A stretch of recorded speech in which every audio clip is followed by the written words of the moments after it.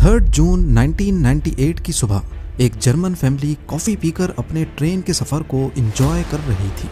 ये high speed train Munich से Hamburg जा रही थी। सुबह 10:30 का वक्त था और अभी तक सब कुछ नॉर्मल था।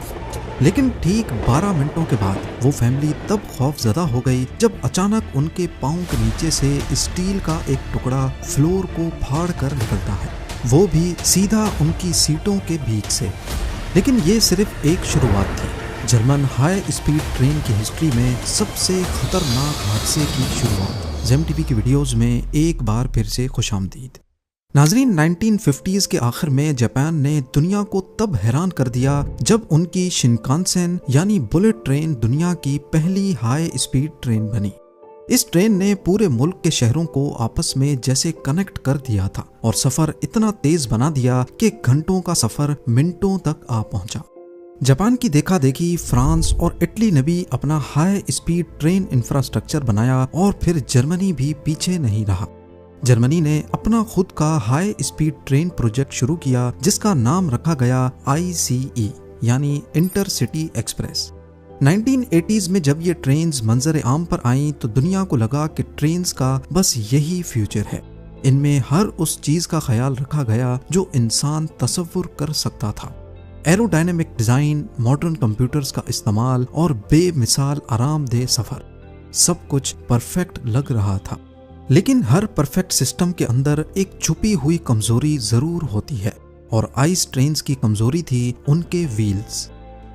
आइस जनरेशन 1 ट्रेन्स के व्हील्स शुरुआत में मोनोब्लॉक डिजाइन में बने थे, यानी पूरा व्हील एक सॉलिड 1 पीस स्टील में बना था जो कि मजबूत, सस्ता और रिलायबल होता था।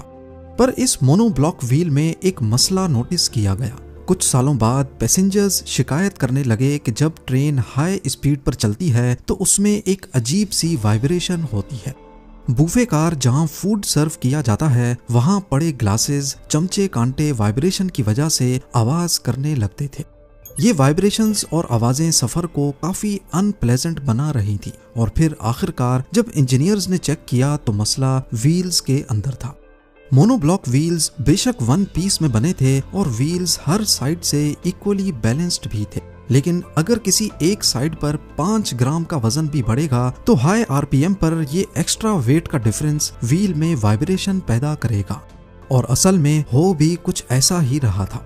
हाई स्पीड पर चलने की वजह से फ्रिक्शन ने मोनोब्लॉक व्हील्स की कुछ साइड्स को अनइक्वली घिसा दिया था, जिससे व्हील का बैलेंस बिगड़ गया। स्लो स्पीड पर तो महसूस नहीं होता था, लेकिन जब ये अनबैलेंस्ड व्हील 250 किलोमीटर/आवर पर घूमता तो पूरी ट्रेन में एक वाइब्रेशन होने लगती। ये किसी भी व्हील की एक कॉमन प्रॉब्लम होती है। गाड़ी के व्हील्स में भी अगर किसी एक साइड पर 2 पंचर एक साथ लगाए जाएं तो उस तरफ सिर्फ कुछ ग्राम्स ही सही लेकिन वजन बढ़ जाता है, जो तेज स्पीड में वाइब्रेशंस पैदा कर सकता है। इसको हल करने के लिए व्हील बैलेंसिंग करवाई जाती है और टेक्नीशियन ऑपोजिट साइड पे उतना ही वजन लगाकर व्हील को बैलेंस कर देता है। पर ट्रेन के लातादाद पहियों को बैलेंस करना एक बहुत ही मुश्किल काम हो सकता है, खासकर अगर वो एक ही पीस में बना हो। और व्हील्स को रिप्लेस करना भी ना सिर्फ मुश्किल बल्कि काफी कॉस्टली पड़ जाता है। लिहाजा जर्मन इंजीनियर्स ने आइस ट्रेन्स के इस मसले को फिक्स करने का एक नया सॉल्यूशन निकाला और वो था रेजिलिएंट व्हील्स। रेजिलिएंट व्हील्स की खास बात ये थी कि ये 1 पीस में नहीं थे। अंदर की रिंग अलग और बाहर की अलग पीस में बनी थी और इन दोनों के बीच में लगाई गई थी रबड़ की एक रिंग जो वाइब्रेशंस को एब्जॉर्ब करेगी। ये डिजाइन खास तौर पर इस वजह से अपनाया गया ताकि जब कभी आउटर व्हील घिसेगा तो सिर्फ उसी पार्ट को रिप्लेस कर दिया जाएगा, ना कि पूरे व्हील को। उस वक्त जर्मनी की ट्रैम्स में भी ये डिजाइन इस्तेमाल हो रहा था, लेकिन मसला ये था कि ट्रैम्स सिर्फ 30 किलोमीटर/आवर पर चलती थीं और आइस ट्रेन्स को 250 किलोमीटर/आवर पर चलना था। ये एक बहुत बड़ा मसला था जिसकी बारीकी के बारे में आपको आगे चलकर पता चलेगा, पर उस वक्त इस पर किसी ने ध्यान नहीं दिया। एग्जीक्यूटिव्स ने बिना किसी टेस्टिंग के रेजिलिएंट व्हील्स का डिजाइन अप्रूव कर दिया और फिर 1992 में तमाम हाई स्पीड ट्रेन्स पर ये नए व्हील्स लगा दिए गए। कुछ सालों तक सब कुछ ठीक चलता रहा, लेकिन 1997 में हैनोवर की ट्रैम कंपनी उस्ट्रा ने एक शॉकिंग चीज डिस्कवर की। उन्होंने अपनी ट्रैम के व्हील्स में कुछ क्रैक्स नोटिस किए।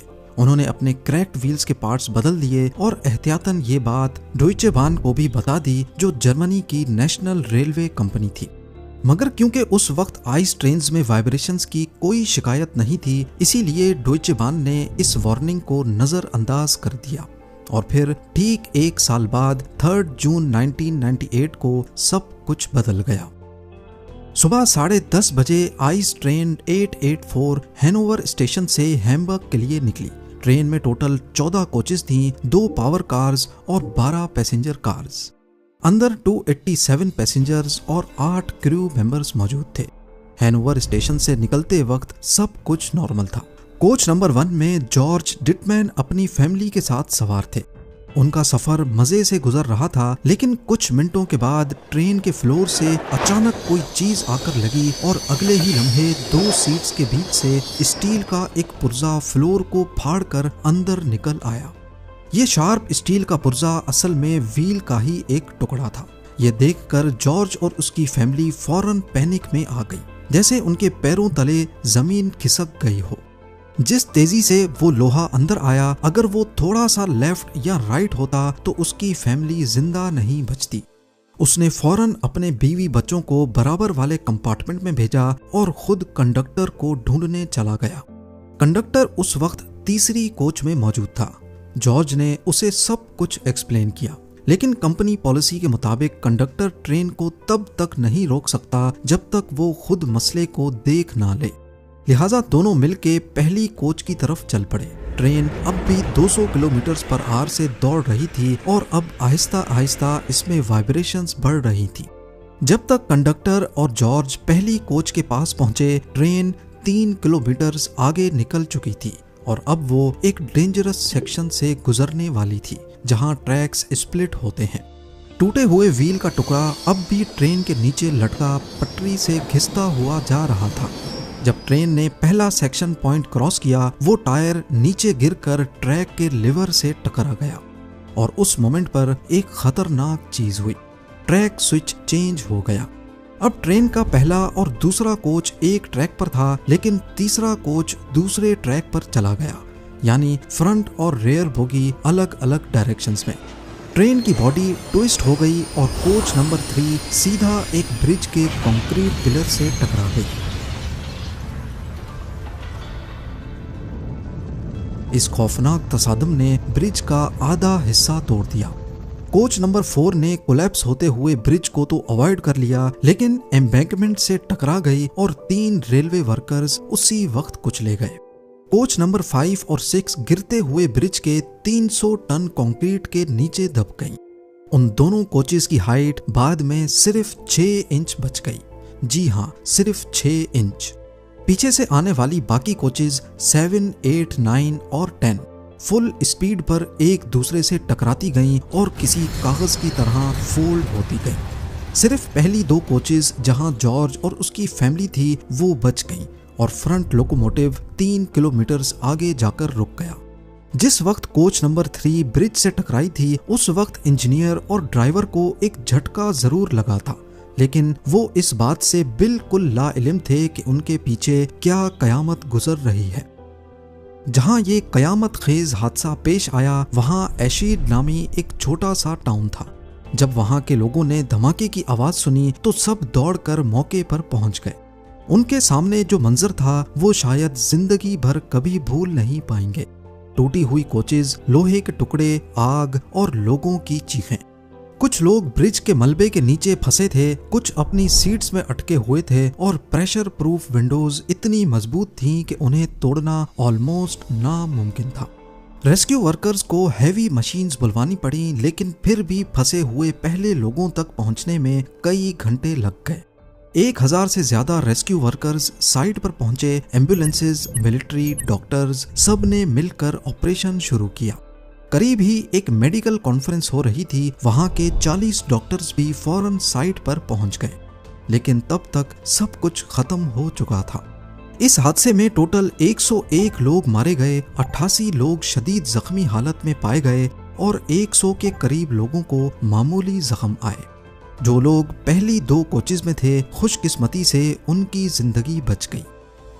जर्मन हाई स्पीड ट्रेन्स, जिनको कभी दुनिया की सबसे सेफ ट्रेन्स माना जाता था, एशिड डिजास्टर ने ये इंप्रेशन खाक में मिला दिया। इस एक्सीडेंट ने सिर्फ जर्मनी ही नहीं बल्कि हाई स्पीड ट्रेन नेटवर्क इस्तेमाल करने वाले फ्रांस, इटली और जापान तक के लोगों को भी शॉक कर दिया था। जब इन्वेस्टिगेटर्स ने पूरी साइट का एनालिसिस किया, तब शुरुआत में तो ऐसा लग रहा था जैसे कोई गाड़ी ट्रैक पर आ गई हो, लेकिन जब उन्होंने कोच नंबर 1 के फ्लोर पर घुसने वाला व्हील का पुर्जा देखा तो सब कुछ क्लियर होने लगा।